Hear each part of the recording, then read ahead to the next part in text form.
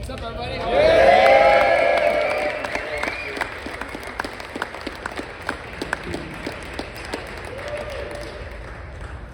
Thank you all so much for being here. This is the second day of the Bones Brigade Experience. We started last night, yesterday, and we had really a spectacular time. We're super grateful to all of you for being here. The reason this all happened, many of you might or might not know this, but Mike McGill opened a skateboard shop 8 months ago. He invited us down there to do signings. We figured there'd be 100 people that would show up. They'd serve white wine, be like an art showing, art gallery. It ended up being thousands of people, so many people that they couldn't even get in. And we decided based on that we should do something, and that's why we're doing this weekend. In 2012, we brought out Bones Brigade, an autobiography, and we were fortunate enough to get it in the Sundance Film Festival. At the Sundance Film Festival, it takes place in January. You have 2 weeks. The film festival plays, and your film plays about 8 times over those 2 weeks. And every time it shows, they asked all of us to come there, and we came there, showed the film, and then after the film, we got up and did a question and answer with the audience. It was always really a lot of fun to do that with the audience, and we wanted to begin today's festivities by doing a Q&A. So we're going to be passing around a mic in the audience. You guys can ask anything. We want to get going with you. We want to start this off in a good vibe, so whatever you guys have in your minds, whatever thoughts you might have, ask away, because we're here to let this thing rip. So thank you again for being here, and let's have a great day.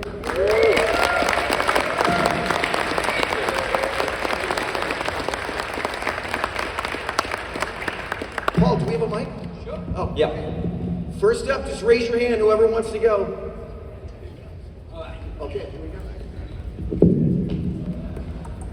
Hi, thanks again for this wonderful event. I have a list of questions, but I'm only going to ask this to Stacy right now. I was wondering, what do you think of Tony Hawk's impression of you? Which one? I was wondering what you think about when Tony Hawk does an impression of you. You mean like the Halloween impression? Or the, hey man? Yes. Hey, man, you can't ask a question like that with Stacy on stage, man.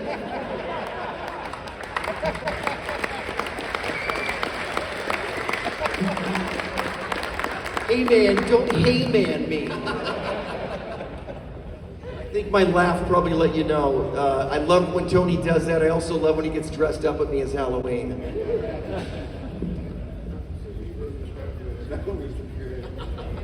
Okay, there's a question back here.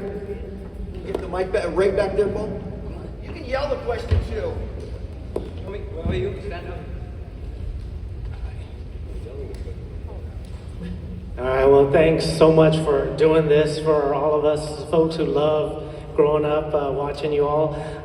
Wanted to ask what you all think of what you did back then and the culture you created versus kind of skateboarding now, and did you ever think it'd get to this point? Who wants to start? I think Rodney said he. You want to start, Rodney? Did you ever think it would get to this point? Did you ever think we'd ever be doing this?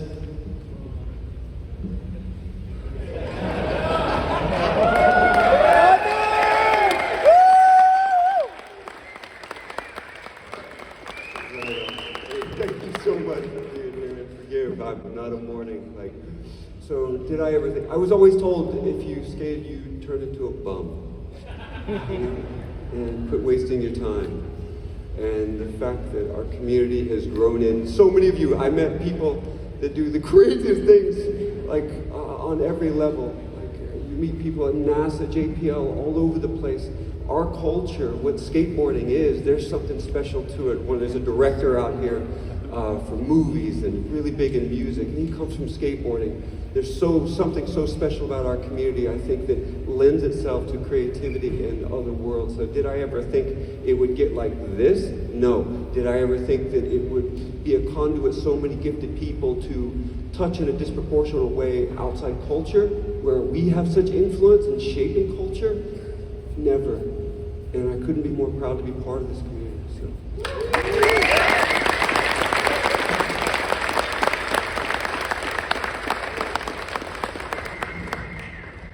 To answer your question, not in the least. In fact, someone uncovered an interview with me from MTV in like '86, and they said, "Do you think you'll be skating in your 30s?" And I was like, "Yeah, I hope." And they said, "What about in your 40s?" I'm like, "Yeah, no, that's not going to happen at all." So, if you're asking us if we thought we'd ever get this far or be able to still even be considered relevant and skating, it's all absurd. But I do feel like because skating has grown so much over these last 40 years, there's just more resources and more support to be able to do it into your adult life, into your responsible life. And it's more accepted than ever. I mean, I feel like I can generally speak for this generation of skaters that we were the scum of the earth, you know what I mean? We were like the outcasts. We were the nerds in school. We were bullied because we skated, and we persevered. And here we are, and I think we're all better for it. So I don't encourage bullying, I'm just saying that we lived through it, that's all.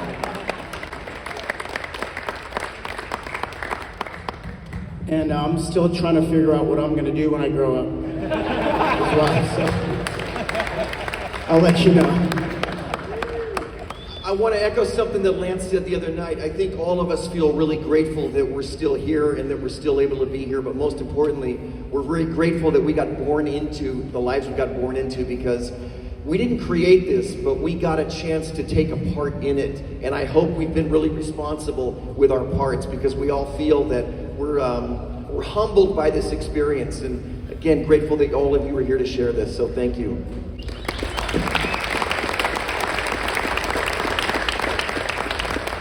Tony actually nailed it right now.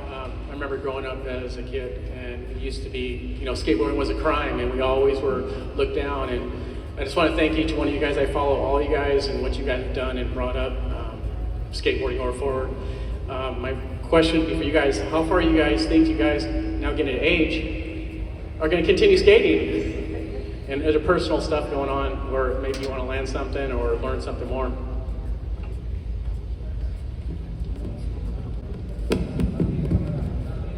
Let's see, since me, Lance, and Cav are the elders of the group, Stacy and Jordan, of course,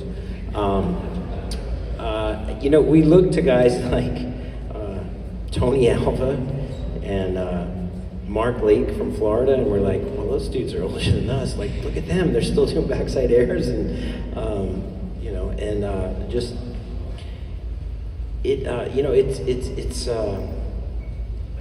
who knows, I watch this guy and I'm like, okay, I'm older than him by a few years. Lance is still ripping. What is it, Rod? Rod knows what I'm trying to say.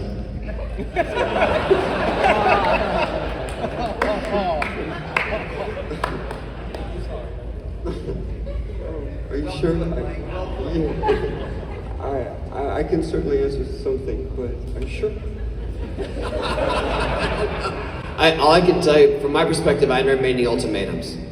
And so I just take it day by day, and I'm really happy to be able to skate at a level that I feel like is professional, but I'm not trying to push limits anymore. I fucked around and found out last year by breaking my leg, so that definitely gave me a very quick lesson in reality and accepting my age. And so now I've just kind of found a lane, but it's amazing to see. I mean, these guys are my inspiration. I'd say like Salva is our sort of beacon. He's still doing it, still limber, still skating backyard pools, and it's just amazing to see that we all still have that passion and everyone's still pushing it to an extent, but not to the point where we're risking our future of being healthy, relatively healthy.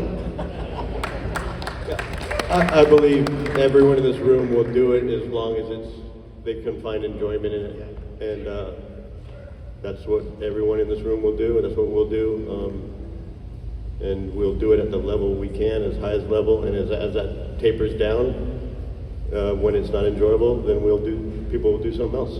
So we're going to do it for as long as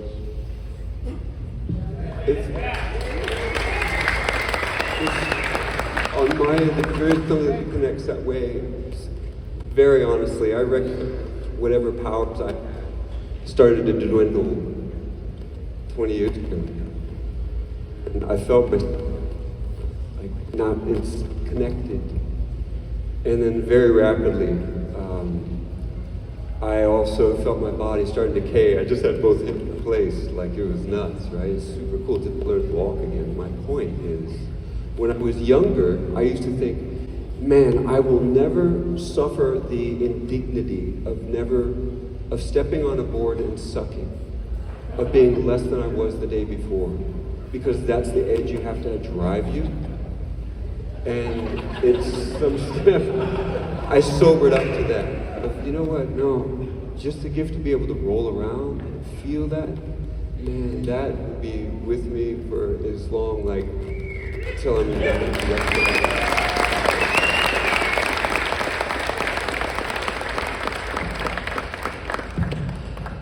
I just want to make a comment. So, Kevin Harris, ladies and gentlemen. Woo! Yeah, Kevin. I was up in Vancouver, Canada, doing kind of my best thing up there and being the Canadian champ guy kind of thing. Come down in 1982, and these guys are such an inspiration to me. Being up in Vancouver, took pictures of, just really looked up to everybody up there today. And when I came down in 1982, skateboarding was probably at one of the worst stages that it's ever been. And I came down, and believe it or not, I rode for GNS at the time, but I was forced in, believe it or not, to a pro contest because there wasn't enough skaters to make the sponsored AMs and the pro. So I'm nervous. I'm idolizing like these guys. Stacy Peralta is God to me. And I'm down in 1982, and here's how the ranking went. So these guys were all my heroes. I thought he wouldn't even make the pot. And it was Rodney Mullen first, Peralta number 2, and me number 3. I was like, holy crap, I couldn't believe it coming from Vancouver. Walking out of the parking lot, never forget this, remember the temperature in the air and everything would happen. Walking along, and again, these guys are my idols. And I see Tony in Stacy's Volvo, and I see all these guys, Caballero, Rodney Mullen, and Stacy goes, hey, you skated rad today, you want to ride for the Bones Brigade? And I said, no. No, I said, are you kidding me? So my life, you guys, changed. It's always been an incredible life. My whole family's involved in skateboarding. I just want to thank you from the bottom of my heart what you guys have done and the inspiration you've given to the world. Thank you.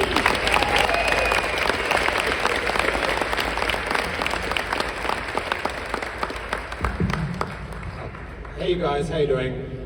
Thanks so much first up for doing this. Like, I'm sure for many people in the room that grew up skateboarding, this is like if the Avengers were real and they were having a Q&A 30 years later.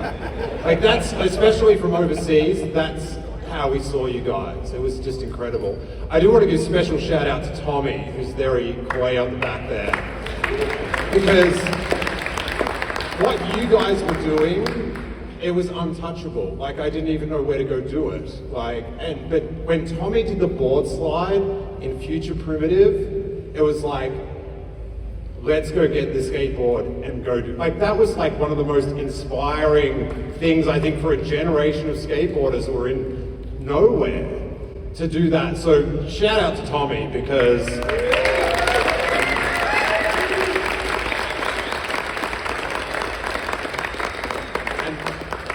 The question I'd like to ask is, what for each of you guys is your like quintessential Bones Brigade video part? Like what was your contribution to whatever video that you're like, that's my mantelpiece part? And for you guys, George and Stacy, what's your favorite video and like why? What it did for the company or for skateboarding?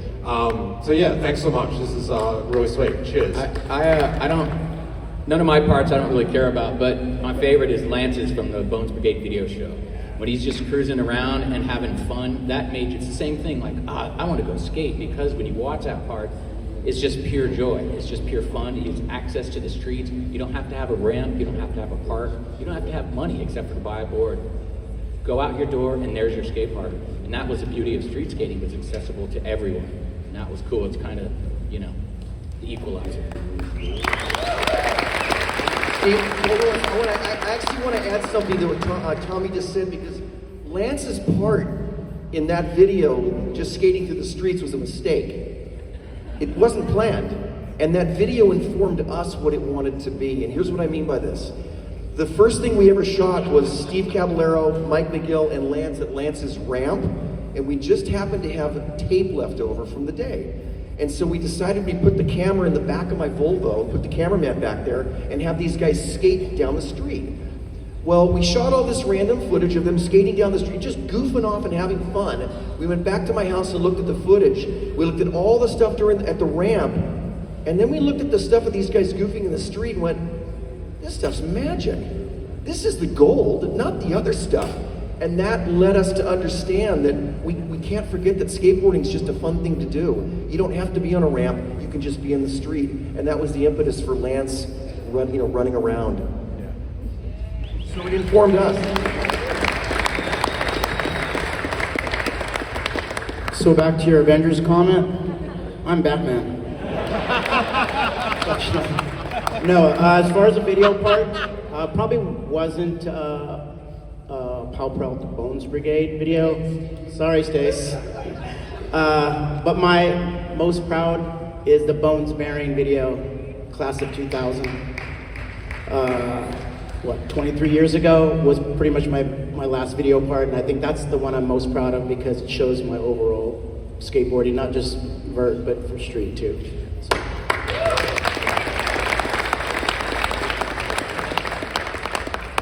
I'd have to say, probably, we had fun in a lot of the videos, and we gave Stacy a lot of crap for a lot of years. Sorry, Stace. It never stops. Yeah. But, Animal Chin, getting back to that, it was just so fun for us. I mean,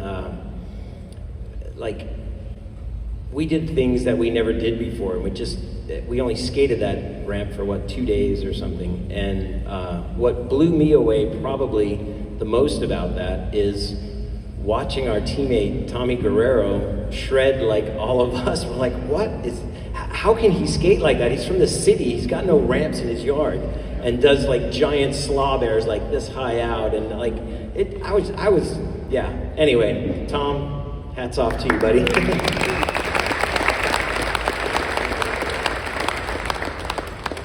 I just mentioned this to him right now, and my favorite video part, which actually finally sold my board, was Frankie Hill's part right there.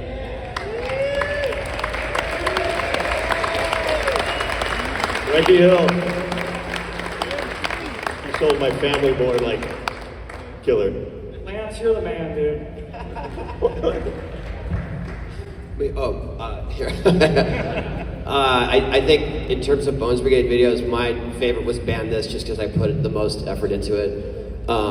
Stacy and Tessa came to my house and lit up my hillside to the point where there were neighbors calling the cops saying that an alien spaceship had landed on the mountain. I'm not kidding, that happened.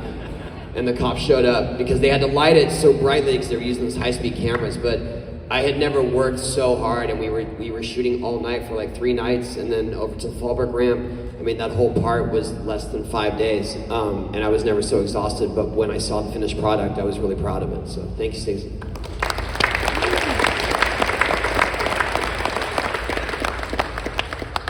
My favorite video is probably Future Primitive, but one of my favorite sequences is the black and white segment of Ray Barbie, Steve Size, and Eric Sanderson. And the reason I like it so much is because it's a group of skateboarders skating throughout the city, just having fun, just having a great time. And the spirit of that piece was, to me, what skateboarding was all about. What about George? Hi guys, I just wanted to say thank you for inspiring not only me, but everyone here, and we all can agree that skateboarding wouldn't even be here without all of you. And you inspire me every single day in my life, inside and out of skateboarding. Who is your favorite skateboarder, and how do they inspire you throughout your life? I want to go first so that I can claim Rodney Mullen. And then I get him, and no one else gets him. I mean, Rodney, it's crazy. Back in our day, there was the bowl contest and there was the freestyle contest. So loosely vert and street, but not street because it was freestyle. And nobody watched the freestyle events. Kevin knows what I'm talking about.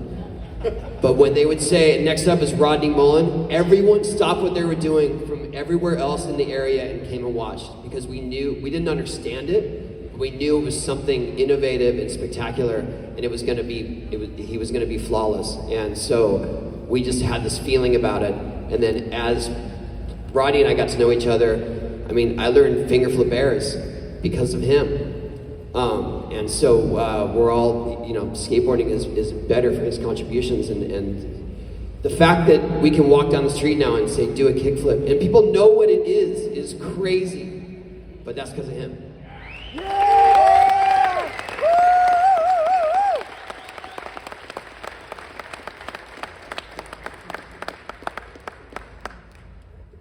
The reciprocity, all growing up especially. Here I am, I'm just skating in a barn in Florida, right? I come out a couple of times a year, a few times, and staying at Stacy's, the inspiration, and then likewise going and being at Tony's place for those Del Mar contests in particular. I still go back to the inspiration of really everyone, but Tony in particular. Airwalks, right? Watching you do that and me like, how can I do that? It was right back and forth, the inspiration we got from each other.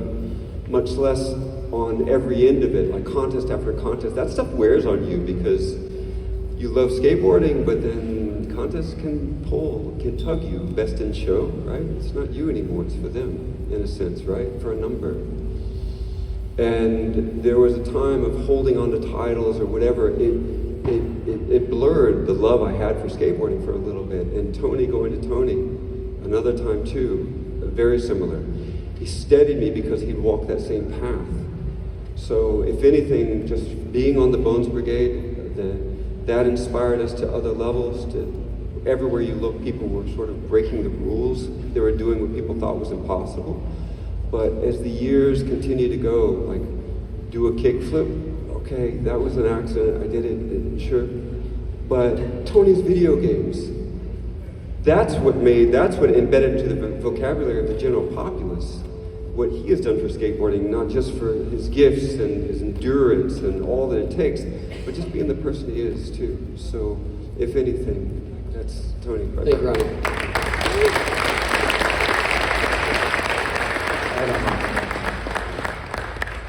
It's hard to say because it's era specific. There's always generations where, growing up in the 70s, Stacy, Tony Alva, Shogokubo, right? But I think overall, I'd have to say Mark Gonzalez because of his contribution to our culture, where he stepped aside out of every norm and he brought in so much creative energy to it that it just like blew everybody's mind. And I skated with him all the time. He'd come up and stay with me. He'd go out skating all night long, and I'd be worried, like, where the fuck is Mark? I thought he's like dead in the streets because San Francisco, it's a little sketchy. So he'd come back at 3 in the morning. I'm like, where were you? He's like, skating.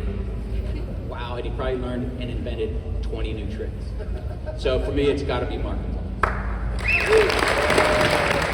I tell you that he texted me yesterday a video of him doing a frontside cab to nose blunt on a curb. He's like, I'm trying to learn these on that crazy board on the crazy curb in New York. That was yesterday. I guess for me, I was like 10 years old when I started skating in a little town in Florida, and my dad got me like these posters, and this one skater was on my ceiling, and I would stare at it at night, and I was like, wow, that guy is so good. I would love to meet him one day. And believe it or not, when I was 13, I got to visit him in California, and that was Stacy Peralta.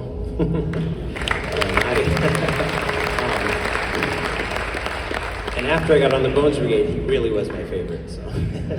But I just want to say, through those earlier years, Stacy brought us to the factory where George was slaving away over there.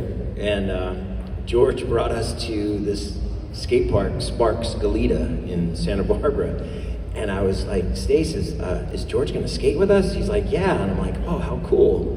And George came out on his roller skates, but no, it was fine because he was skating with it. We're just stoked that we're skating with the manufacturer that supports all of us. And thank you, George, for everything you've done.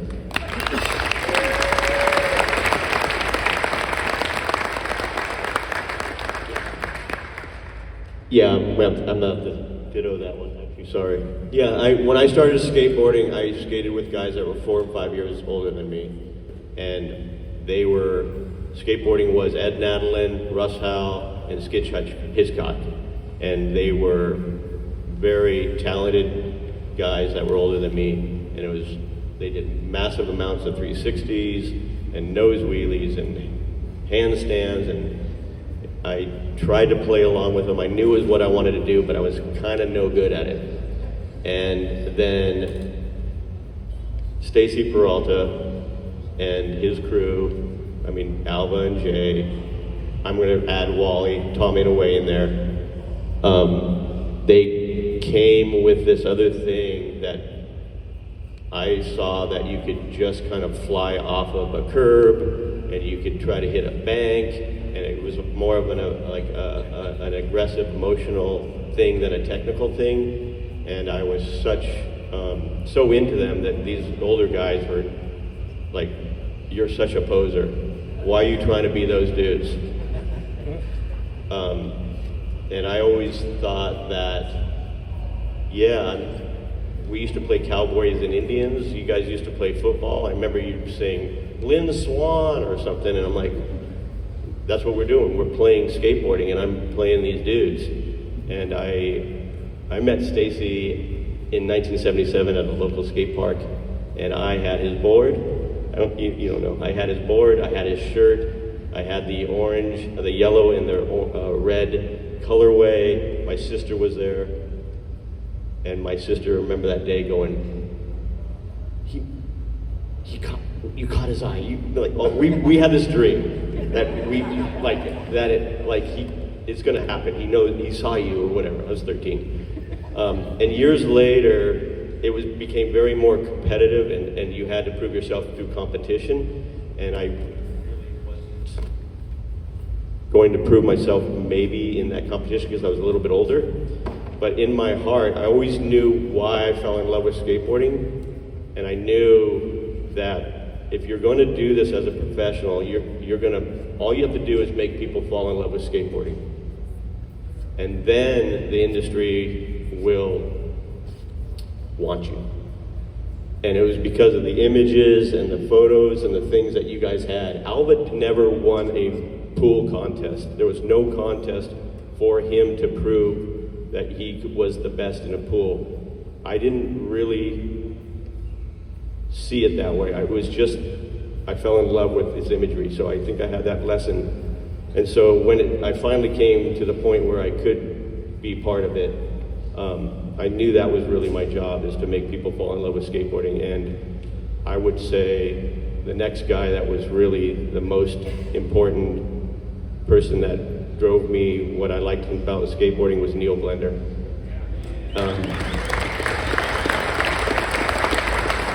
Thank you, Stacy. I don't think anyone talks about it, or he doesn't talk about it, how important of a skateboarder he was, rather than just a dude that made this happen. He was the best skateboarder. He was the one that said, I'm going to go be a professional, do demos everywhere. My wife saw him do a demo when she was 13, a Pepsi demo. Yeah, everyone saw you skate. You went and you said, to make this work, we have to be professionals. And that was a piece of it. And Tony went and said, you have to tell everybody that you're the best. And Jay was just a nutcase. And a mixture of all that is the foundation of what we do.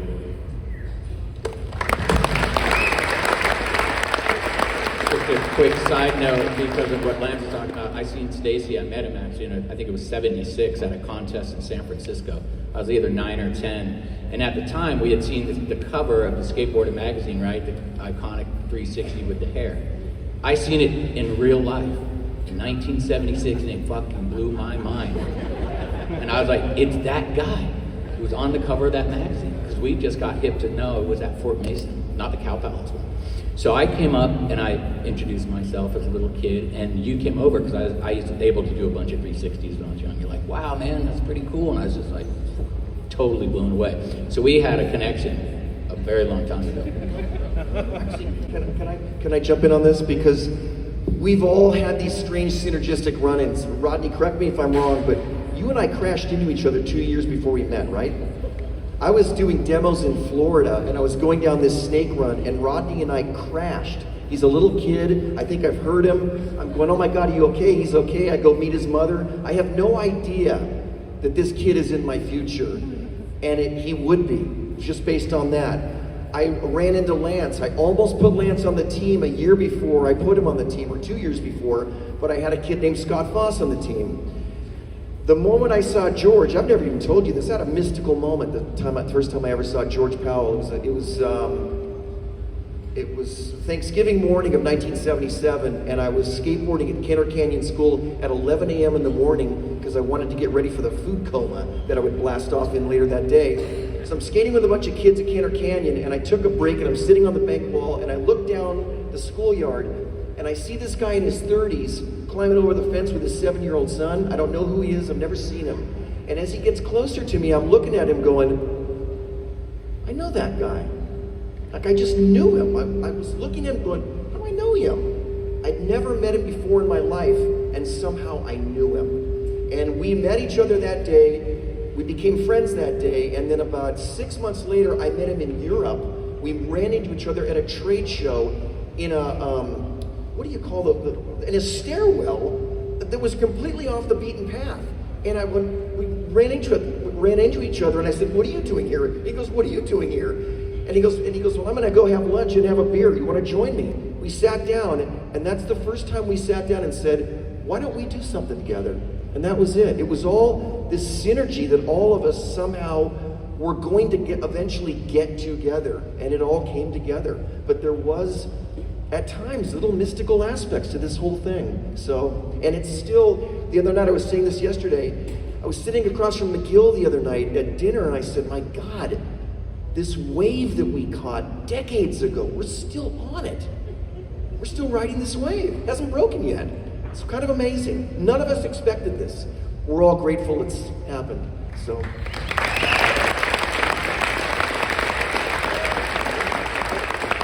So back to the synergy that Stacy's talking about.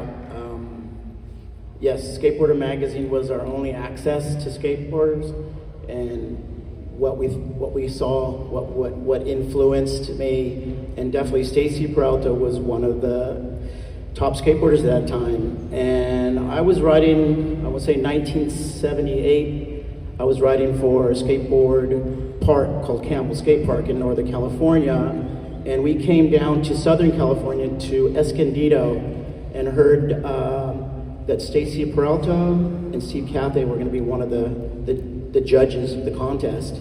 And so the Campbell Skate Park team came down and we entered the contest. My teammate Clay Townsend got first place. I ended up getting 5th place. And then after the contest, Stacy Peralta comes up to both of us and says, hey, I really like the way you guys skate. I'm gonna be starting this team. I'd like for you guys to join this team. And I looked at Stacy and I go, well, can I go home and ask my mom first? Because I was only 14 years old, so I couldn't just give him an answer.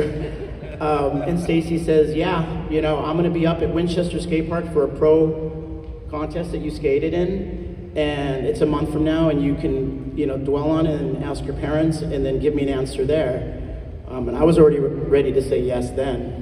But when he came up a month later, I told Stacy, yes, my parents are allowing me to join this company that you're doing. It's going to be called Powell Peralta, which I didn't know anything about riding for a company. I rode for a skate park.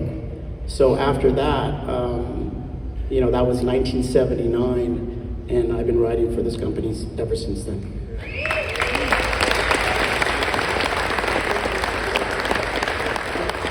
Just very quick, because I hadn't even thought of it until Stacy mentioned this. So when you think of all the interactions, like meeting you or different characters, right? How all of these little intangibles, these things through time add up in some weird, call it mystical way to converge, punctuate, and then change the course of your life. So I was supposed to give up skating, I was, I think, 13, and at the end of the summer, and grow up for the next year of school. And so that was laid down, and for whatever reason, Stacy Peralta, who'd been on my wall, I had his board, my parents knew. You plowed into me 2 years prior, and were a gentleman, met my mom. And he called my house. Were it to be anybody else, had it not been the legacy of who you were to me, I don't think my parents would have ever agreed. And I was still supposed to quit skating, even though I came out to enter that contest. And I remember in my heart, I won the contest, however, little kid points. And I didn't even think I was on the Bones Brigade because it was so untouchable. We were on our way to the airport and you blew Volvo. And Stacy gave me this patch, Bones Brigade patch. And I couldn't even understand, does this mean I'm on the team? You know? And even though I thought it was gonna have to end, I was gonna hold on to that. I built like a little shrine, because then I did have to quit. But it was because of you later on, because of the energy. I wouldn't have even continued skateboarding were it not for that, so.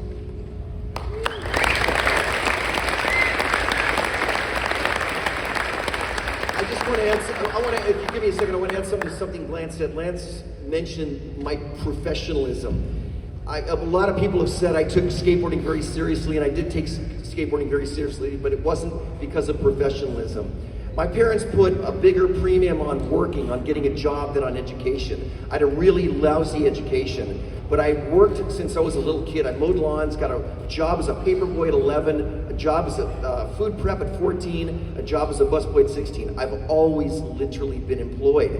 So what happened was I had the context to understand. When GNS came to me, Gordon Smith, and said, we're gonna pay you 50 cents a board and put your name on that board. And if we make 20,000 boards of yours a month, you're gonna get paid 10 grand a month. To me, I had scored the lottery. This is the greatest job in the world. And so I understood I had a responsibility to myself and that company and the sport. And that's the thing I wanted these guys to understand is, I'm gonna take a line. If you wanna be a kid forever, you gotta grow up. And that's what this whole thing was about. If you can be a kid for the rest of your life, but you gotta grow up and take seriously what you're doing. And when I see these guys and how well they've done their entire lives, they pulled it off.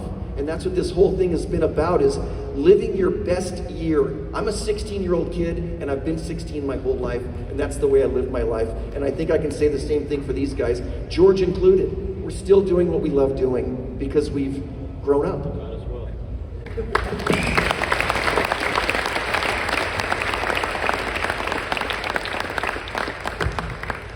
I just want to echo the sentiment of everybody in this room and just say that we're just eternally grateful for everything you guys have done for the sport, and just for being the icons and the people that you are and how you have affected all of our lives. You know, I'm 52, almost 53 years old. Most of you guys are just a few years old above me. But this is geeking me out, making me a fanboy, bringing me back to 85, you know, when I was just 13, 14 years old. And now my son, 15, I'm trying to pass that on to him, you know, and get him excited about skating like I was. I grew up in Fresno, so there wasn't a whole lot. You guys are skating in NorCal and Southern California. Of course, there's no cell phones, and all we had was, you know, Trans World and Thrasher to know where you guys were. So I'm at the Arc, you know, or some ramp, and yeah, I remember seeing Tony that we were so stoked when he showed up. We're sitting there cranking Faction and just rocking out, you know, but we just live for, we'd read these ads and find out, okay, you're gonna be at the Manchester Ball in Fresno on this date, and we'd show up and just religiously and just couldn't wait, you know. The artwork that you guys made it iconic on the boards and on the t-shirts, you know, we gobbled it up, and that's just how we all became a big family, right? And so we're just eternally grateful for that and how this all launched. There was no internet, there wasn't a way to get this across other than the written word, and, you know, we were gobbling up those magazines and liquor stores and stuff, just keeping up with you guys, so that's awesome. But I guess I wanted to, you know, talk mostly about what it was like being a little kid. I mean, Tony, your dad's taking you out to Japan, and, you know, you guys are traveling all over the United States and up and down at least California in the early beginnings, doing these demos and things like that. How much pressure, when you guys showed up to these demos, we all wanted to believe that you just were there and you couldn't wait to put on a show for us. and we're just wide-eyed, just couldn't wait to see you guys do tricks. But how much pressure was there? Did you guys, feel like you were just obligated, or was it actually fun? It was always fun. I think we were just so focused and hungry to skate. If it was a new place, new terrain, let's go get it, let's go after it, let's eat it up. It never felt like it was a compromise or a job, even in the worst terrain, because we grew up skating some of the worst parks. I mean, we've definitely romanticized them, but people say, like, why don't you build Del Mar again? You would hate Del Mar. It was kinked, the coping was ground, there was only one wall that was even skatable. So in those days, we learned to just skate everything. So when we would show up at a place and just skate a couple jump ramps in the parking lot, cool, because we got to connect with other skaters. So for us, it was super fun, and I feel like none of us had aspirations of fame or fortune or world travel, and that was just sort of imposed on us, and we were like, cool, new places to skate. Tom, can you tell these guys like what our exclusive jump ramp tour would go like when we got there? Just let them, because I've heard it before and I think they'd like it. He's talking about tour. I've spent a lot of time on the road, actually. I was speaking with Kevin Harris yesterday, and it's funny going through these old tour books that somebody had, and it seemed as though I was on every single tour. It was somebody would leave, 3 people would leave, Tommy's still on the tour. 3 people would leave, I'm still on the tour. And I was like, that's why my knees are hurt. So, there was times when you would show up, like we'd be on the road for all summer, usually in the States, and then we'd go overseas. But you'd show up to some of these spots and, these shops, and all they had was like, PVC pipe, part of a telephone pole, 3 curbs, and and then the jump ramp that we had put on top of George's like country squire that we drove across the country, usually in the wrong direction, trying to get to the demo.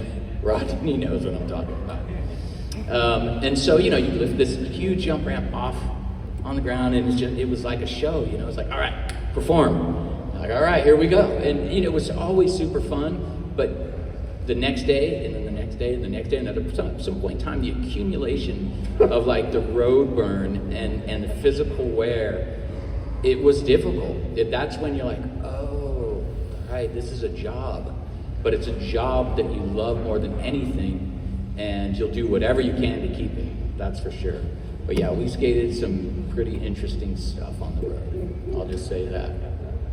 I just want to add one thing. These guys all took what they did very seriously, and they gave the audiences a lot. But Tony wins the prize, because there was one day, there was a quarter pipe / jump ramp, and the little kids were just saying 540, 540, do a 540. And Tony, hearing the kids, said, I want to figure out how to do this. He did a 540 on a jump ramp. I mean, it was the most amazing thing, and he landed it crouched, but it shows the commitment that these guys made to pleasing these young kids that we would come up against. And that, to me, was the epitome, is the 540 on the jump ramp. Okay, I'll ask one about George, to get George in on the question. So can you share your fondest memory of your early days with the Bones Brigade?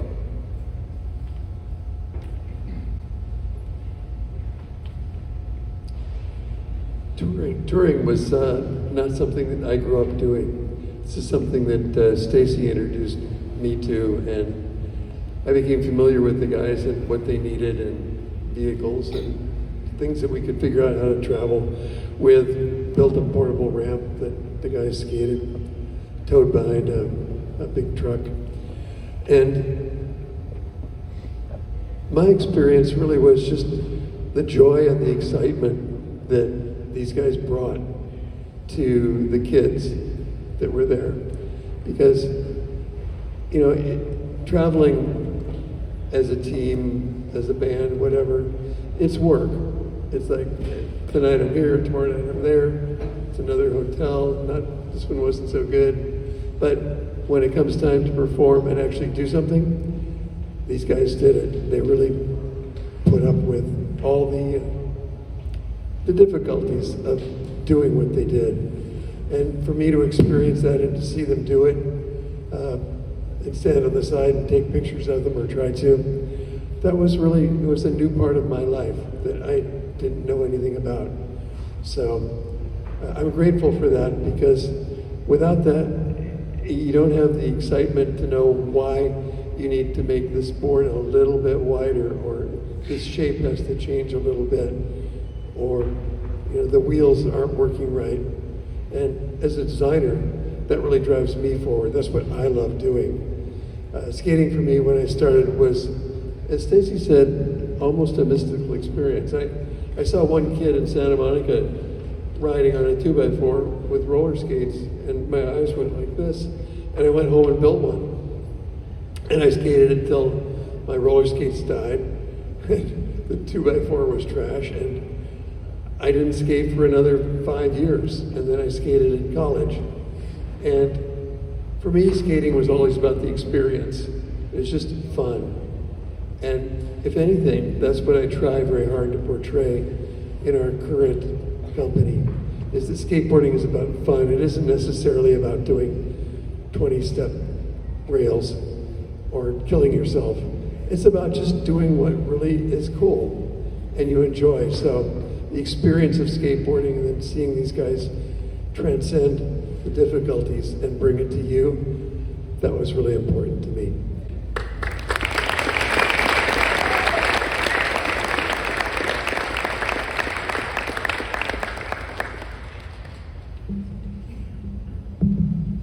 Hello, I just want to repeat, as everybody said, thank you all for coming together. One place, one time for our benefit. It's a very surreal feeling to have you all in front of us.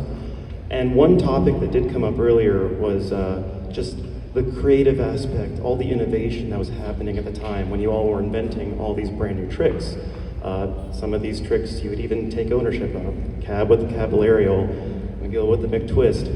So I was thinking, were there ever any tricks that maybe you were kind of not as proud of or didn't want to be associated with? Because there could be a stigma with that, especially if the trick is maybe not labeled or branded as being cool. And as somebody who's been trying a lot of the tricks that you all invented, I just want to know, which one maybe I should stay away from. Have you ever seen a picture of me do a roast beef? That's the one you'll never see me do. Everyone's going to say the roast beef. It's tricky. Well, probably frontside rocks. I tried everything. I tried sticking my tongue out. It doesn't work. I would say avoid cannonballs. They're not pretty. Sack tap, that's one I'm not so proud of, but I thought it was really funny, and I put it in the video game, and because they put it in the video game, I had to learn it. So it was literally like, this would be a funny thing, and then watch what you wish for, because then it was a special trick. And then I'd go to a demo and be like, do that trick. Oh, I gotta figure it out, okay. But then Bob Berquist does it better than me, and I let him have it.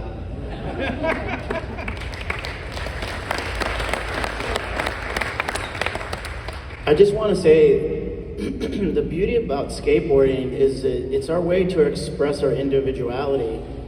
So like, you can take a common trick like a frontside grind and just get anybody to try it. They're gonna paint a different picture of the frontside grind. And that's up to the individual. And I always felt like, the type of skating that I like to do is I'd rather have quality over quantity. And that's why I loved Christian Hosoi so much, because he did minimal tricks, but he did them the most beautiful. So everyone, has their thing, so, if I try a frontside grind, instead of going 2 blocks, I want to go 8 blocks. If I do an air, instead of going a foot, I want to go 8 foot, So you can just take a real simple trick and make it as beautiful as you can as an individual, and that's what I love about skateboarding. There's no rules to what the skateboard trick is supposed to look like. It's up to you to do that. And all these guys up here have added a flavor to a certain trick, which maybe call it their own, but it made it their style. If you see a person's style of a trick, you can see that even in a picture, a silhouette, you know what skater that is. And that's the beauty about skateboarding. It's at its purest art form. Nose pick with a cobra. I want to actually, go ahead, Rodney, go ahead. I was going to say, Stevie's fronts and hands plants for me. Just that image, I wanted to add a little context. Again, I'm going to add some Bones Brigade trivia, but what many people don't understand is when we were building this team, we did not know if skateboarding was going to stick around. Remember, it came and went in 1964, 65. So during the late 70s, we had a black cloud over our head the whole time, thinking this thing could collapse, and it did have a near-death experience in the early 80s, as many of you may know. But when George and I first got together, we were aware that skateboarding was a Southern California-centric thing. Every manufacturer existed there, or 99% of them. All the media existed there. All the contest series existed there. And we knew that if we didn't create a team that represented the country, that we were never going to represent skaters around the country. And so we set out to build a team that was based on making champions in other states. No other company had done this. And that required getting behind amateurs like these guys who were not yet pros, supporting them in the hopes that they would become the next pros. And so Rodney, Florida, McGill, Florida, Alan Gelfand, Florida, Lance, Los Angeles, Tony, San Diego, Tommy, Bay Area, Steve, Bay Area. So this was the first national team that existed. And then we had Ray Underhill in Tennessee, Jamie Godfrey in New Jersey. So the whole point of it was to expand what we were doing so that we could represent the sport properly. And I just wanted to add that to the context of this. Speaking of Ray Underhill, we have Olivia Underhill is here. I don't see her right now, but she came. She wanted to be part of this, so let's go ahead. Oh, right there, on the right. If you want a new tattoo, she's living in LA doing tattoos. There's your plug, Olivia. All right, I got you right here, fellas. First time caller. Growing up in the era that I did, we grew up with things like "May the Force be with you," "Leave the gun, take the cannoli," and "Have you seen him?" It's right there. So, and I did want to say big up to Ray Underhill, and we miss him. But I was wondering if there are any particular moments you can think of that were like evolutionary moments that you recognized at the time, like the first time you saw someone do a hand roll and went, oh, okay, this is different. Or, because I know like the Ollie, it kind of took a little bit to kind of take a hold, but were there specific moments where you saw a trick or a skater or somebody that you just went, game changer, this is different now? Thank you. Well, when I discovered the sealed bearing, because the wheels that I rode when I first started skating, the ball bearings were held on by a nut only. So if you put a wheel on, you put the bearings in the wheel, try to put it on the truck as quick as you could so they would fall out, and then put the other ball bearings in and then tighten it down. And that's what a skateboard wheel was like. So, you know, going down the driveway and the wheel will roll off and the ball bearings fall out, you know, you spent like 15 minutes trying to get the ball bearings back into the wheel. But when I heard that there was a wheel or a bearing sealed that you could put in a wheel, that's when I knew that skateboarding has progressed. I'll jump in really quick. Tony took a long time to develop as a kid, as a skater, okay? Didn't know if he was going to, but he was incredibly tenacious. Showed up everywhere, was fierce in competition, but it took him a long time. When I made the first skateboard video, I went down to the Del Mar skateboard park, and I had not seen Tony skate in probably 3 or 4 months, and he had grown a little bit. And this is the first time I had ever seen the airwalk. And I was absolutely so completely floored. I'd never seen anything like it. I had never thought of a trick like that. I never even thought a person would think of a trick like that. And then he followed it that day with the finger flip. And he was skating so strong and so fiercely that it was shocking. Well, after we got done shooting the video that day, I took him out to lunch and I sat across from him at the table. And I said, Tony, and I believe this is right, you correct me if I'm wrong. I said, Tony, I think your time has come. I think that next year you have the ability to win every single contest you enter. And that actually happened, if I'm not mistaken. I didn't believe it, but he did say that. Yeah, we were at McDonald's. Well, okay, stay with me. No, we were at that coffee shop place. What's that? We were at that coffee shop place near Del Mar. Oh, Denny's. Yes. But anyways, There were two options at Del Mar, Denny's and McDonald's. No, Denny's was closer. Check it out. I say this really important thing to Tony. You have the ability to win every contest. His response? Just looks at me, doesn't What say do a you word. say? Stacy Peralta. And I'm thinking, does he think I'm an idiot? Does he not believe me? Forever I've thought like, wow, did that ever register? It was just more in shock that someone of your caliber could even recognize me. I remember the first time Stacy ever actually talked to me. We were at Upland. I was skating for Dogtown, and I was sitting in the stands with a few friends, and Stacy came up and said, "Hey Tony, how's it going?" I was like, "He knows my name. What's going on?" And then he said, "How's Dogtown treating you?" And I was like, "Good." I had no context. There was no bar set for how I got skateboards. That's how they were treating me. I said, "Good, I guess." He's like, "Cool." And I looked at my friend and I go, what did that mean? He's like, "I don't know." It's crazy. I guess to chime in on what I saw, the first time I ever saw Eddie Alguera in the magazine was my epiphany moment when I thought, wow, you can do so much more with the skateboard. And he was doing tricks that had never been done. He had an interview at Colton, frontside rock, Alguera. He did a backside air and his foot came off by accident and in the sequence, and he put it back on. That was the spark for an airwalk. So thanks to Eddie Alguera for that. One more is the first time I saw Mike McGill do the 540, I didn't even know what I saw. I needed to see it a number of times just to understand what he was doing. It was such a shocking thing, and like the airwalk, it was a trick that you can't believe someone even thought of doing. How do you even think about that, let alone do it? And McGill's always done it, in my opinion, the best, because he goes upside down. So that was a shocker. My fondest memory of a trick is the ollie air, which was invented, you guys know, by who? There you go. The guy who brought me to Stacy's house. Okay, so we were skating ramps in South Florida, and I don't know if you know about this, Rodney, but there was a guy that was watching us and watching Alan do these ollie airs out of the ramp, and he's like, "Come on, what's the trick?" He's got screws, his shoes glued on, is it Velcro? The guy just couldn't. And when you would watch Alan do this, you're just like, it's amazing. If you've ever seen videos on YouTube of him, the initial ones, just blew us all away. And then, of course, Rodney took it to a whole nother level.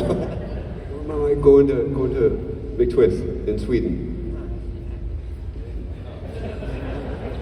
Well, what do you want me to say? Okay, well, a lot of people ask me this, and Stacy has featured it before in our documentary and all, but people are like, well, what gave you the idea, And I had done really well in some contests in Florida, and George and Stacy said, where do you want to go for Christmas break? And I was like, yes, I'm going to go see my teammate in Cherry Hill, New Jersey. I want to skate those pools. And there was this guy named Fred Blood, a roller skater there. Him and Duke Rennie, and I think Duke Rennie, George sponsored for roller skaters.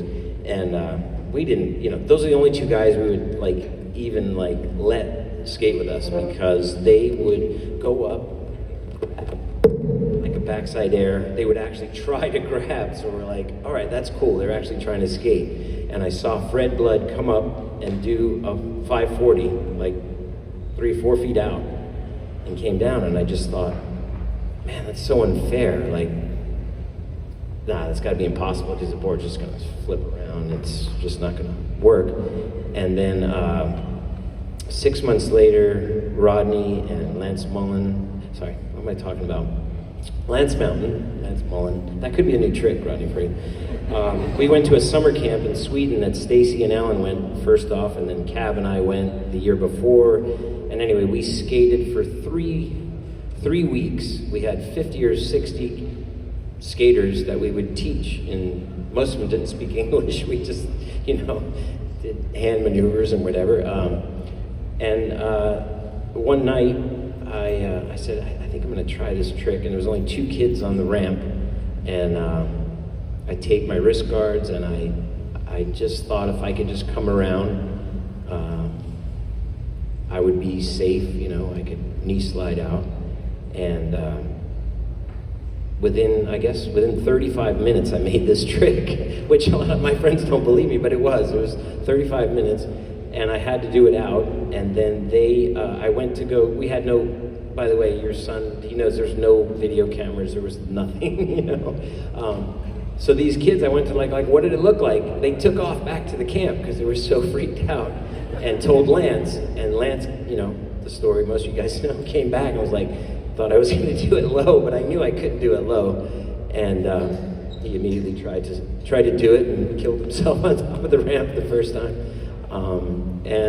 So the next day he's like, we gotta do this for George and Stacy. We gotta put it in the what was that called?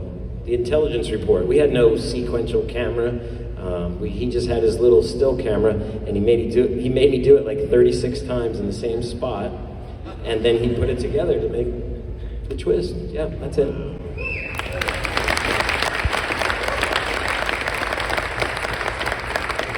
One of the first game changes that I had kind of seen, I knew was going to usher in a new era of skateboarding, was when Nadas was trying a rail.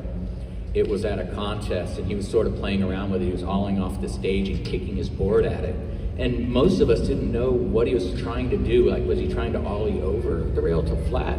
Didn't quite get it, because no one had ever seen anyone do it, ever. And once I seen that, and then he started landing on it in a board slide position, he didn't make it. That was it. I was like, oh, wow, this is gonna get really hard for me. That's when I knew things were changing. I just want to say something. This is an inside joke, but I'll share it with you guys because I think it's hilarious. Mike was talking about fixing his wrist guards when he was going to do a twist. There's a sound that we all make when we see each other, and like I hear it from a mile away. It's like when if your dad has a whistle or something, you know it's your dad's whistle, and we go, and that is the sound of Mike adjusting his wrist guards. And it's the sound of the Bones Brigade. We all know it, we all hear it, and we identify each other with it. There you go. There's your inside joke.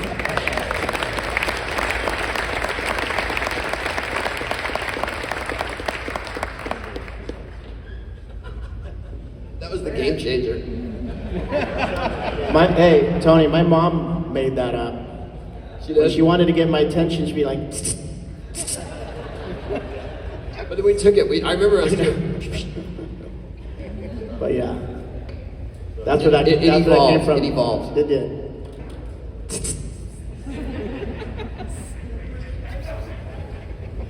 Go ahead, Lynn. Next question. Hi. I used to film a lot of the contests in the 70s and 80s here in Southern California and skate the NSA contests with several of you. And in the 90s, when I left California, I moved to Colorado, I just saw all these skaters over there, and I was thinking, well, they just had a couple small parks out there. Skateboarding's not so popular out here. And I was so wrong when I got there, and I couldn't believe the influence that the Bones Brigade team had outside of the small home of Southern California. And that's when I realized how big it was getting in the early 90s. Sometimes you don't know what you have until you step out of it and you see how it impacts other parts of the world or the country. And I'm just curious, by a show of hands out here, how many of you came from out of state today just to be here and see these guys? That's amazing. So that's a real testament to the legacy you guys have brought to us, and from my heart, I just want to say thank you for everything and all the years of what you do. Thank you. And Lynn, thank you for documenting so much of it in the early days. You're welcome. I have a question. With the phones of today, what would you guys rather have done? Sign posters in the early days, because you all travel the world and you're always signing posters, and then today, taking selfies, taking pictures, signing boards, signing everything that everybody brings up. I was just curious what your best years were. Is it easy with phones, or is it harder? I'm just thankful there were no phones for our antics in the 80s.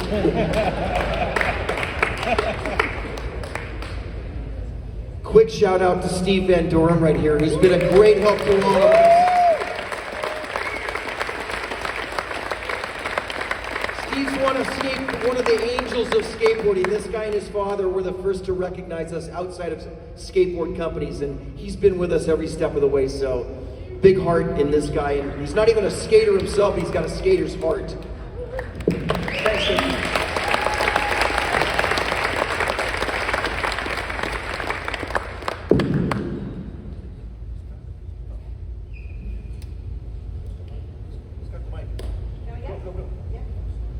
My question actually leads off of kind of what Steve just said, but we've kind of been talking about it over the weekend, but this is kind of the only, if we call it a discipline, an art, sport, lifestyle, that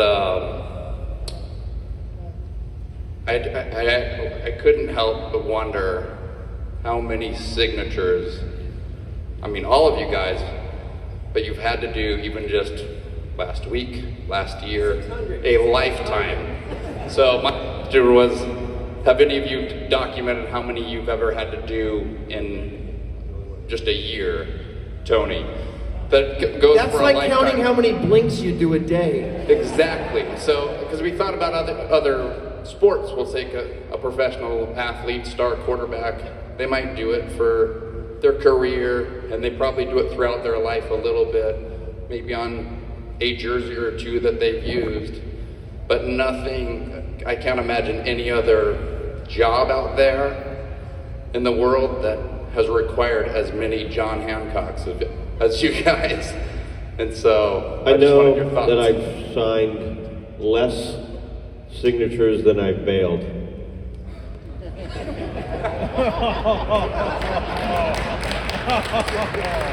Signed less signatures than I've bailed. I've fallen more times than I've signed.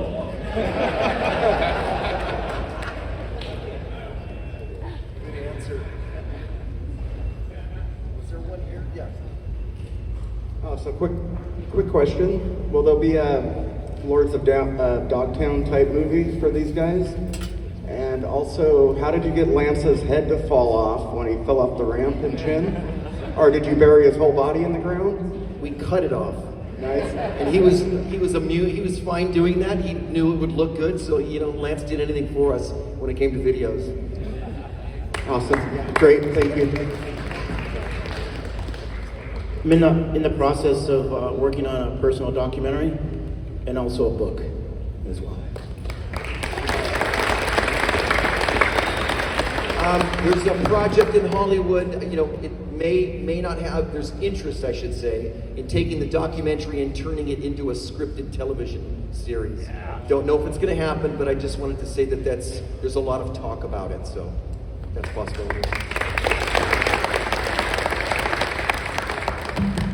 Okay, me again, sorry. I'm from NorCal. Just want to thank Steve, Tommy, and Tony for your contribution to the Men movie that came out not too long ago, if anybody hasn't seen that yet. And I wanted to actually pivot back to Stacy and George.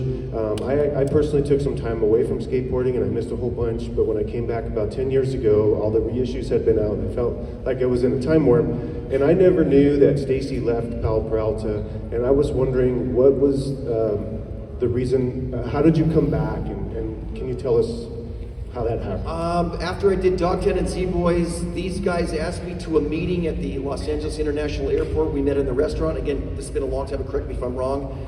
And they said, look, we really like the film you made. We feel we have a legacy too. Would you consider making a Bones Brigade documentary? So that was then. About a year or two later, Lance called me and said, hey, there's a tremendous demand for our reissues, but we don't want to do it without you. Would you consider doing it? And there's something, I don't know what it is, but it's always Lance that kind of gets inside of me. And I just said yes, and I wasn't expecting to say yes. And then about 4 years later after that, again, Lance called me and he said, look, we really want to do this documentary. And he goes, I need to tell you something. And I go, what's that? He goes, we are now older than you and Tony Alva were when you made Dogtown. And it didn't make any sense to me to think that these guys could ever be older than us. And that's the thing that got me to go, maybe I should make this film. So those two things, and George and I patched things up, and it's just been a good thing. It's been a really good experience.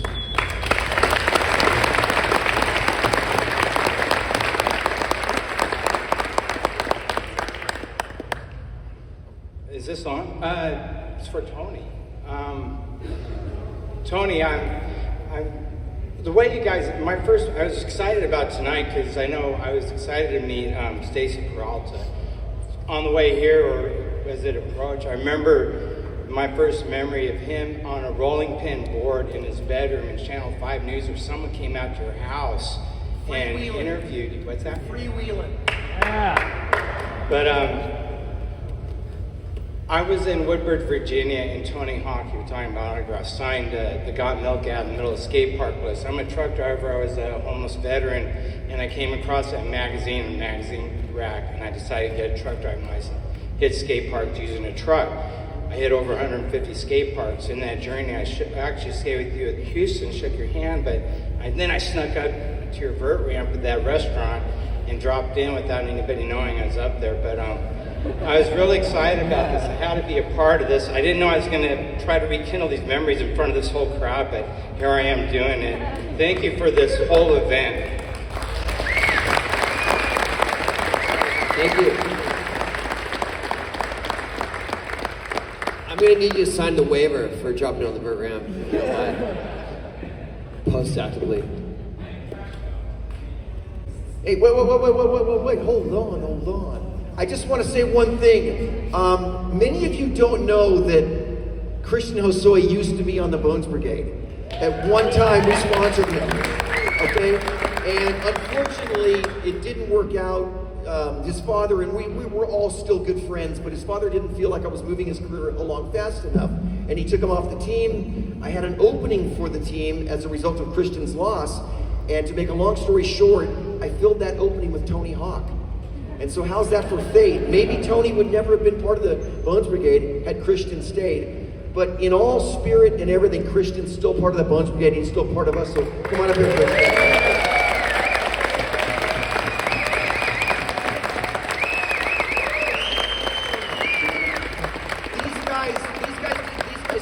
Yesterday, the Combi Bowl, and I have to say they actually really love each other, and it was so much fun watching them skate together, because now it's not competition, but it's still pushing each other and appreciating each other. So it's wonderful to see it, and Christian's always been kind of a brother to all of us. Hey, thank you, Stacy. Thank you guys for but I do feel like, Stacy was a huge part of my career for that time, because I turned, amateur and literally started skating vert, and Stacy recognized it, and he's like, you're gonna ride for us. And I got on, and I was hanging out with all these guys, minus Tony Hawk, because he wasn't on yet.